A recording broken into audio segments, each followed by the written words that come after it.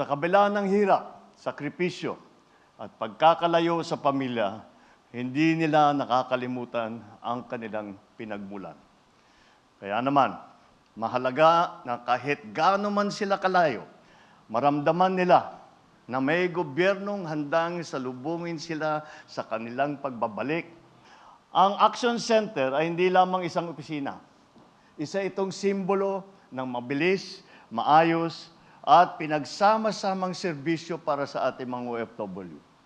Habang patuloy na tinatahak ng ating mga manggagawa ang mas malalayong pampang gusto nating masiguro, ang kanilang uuwiang bansa ay mas maunlad, mas maganda, at mas maayos.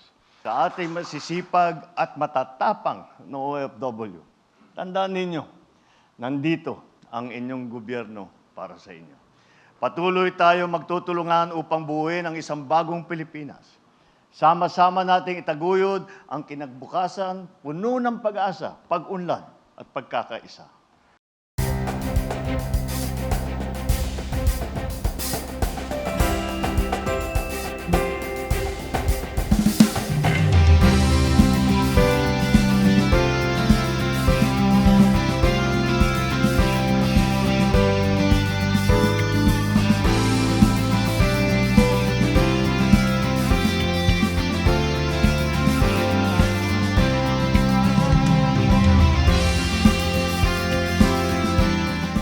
Ito po ang ating bagong Pilipinas one-stop shop for OFWs. Itong ating Action Center ay lalo pang pagpapalawig ng tema ng pagpapalapit natin ng ating mga programa at serbisyo sa ating OFWs at OFW families sa ilalim ng bagong Pilipinas.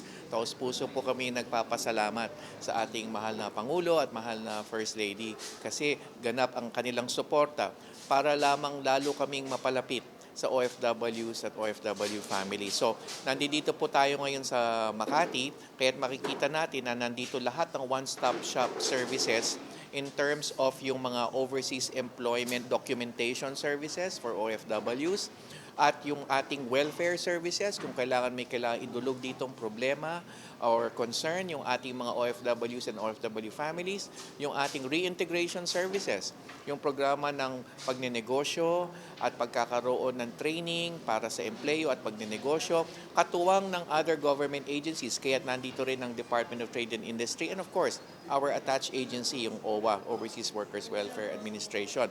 Nandito rin ang Pag-ibig at PhilHealth dahil sila ang social insurance agencies or entities natin na makakapagsiguro ng kinabukasan sa aspeto ng social insurance, welfare at kalusugan at pabahay. Kaya nandito rin ang Pag-ibig at PhilHealth, nagpapasalamat kami. But all told, ito ay pagkakaroon ng napakalaking serbisyo para sa ating mga OFWs, OFW families, katuwang ang Migrants Brew, yung coffee shop na itinalaga sa overseas workers sa OWA, Admin Ernel Ignacio and the OWA, dahil ang gusto naman namin ay magkaroon ng comfort o pagkakaroon ng pahingahan o kaya serbisyo kung saan ang ating OFWs ay pwedeng magkaroon ng relaxation. Sabay nito ay pagkakaroon ng lugar kung saan sila pwede magtipon, mag-usap, mga OFWs. Kaya gusto lang namin iparating talaga ang tema na sa bagong Pilipinas, ang social economic transformational change na sinasagawa ng ating mahal na Pangulo, talagang ganap ang aming pagpapalapit sa puso at diwa ng OFWs and OFW families. Plano dito ay palaganapin ito sa buong bansa.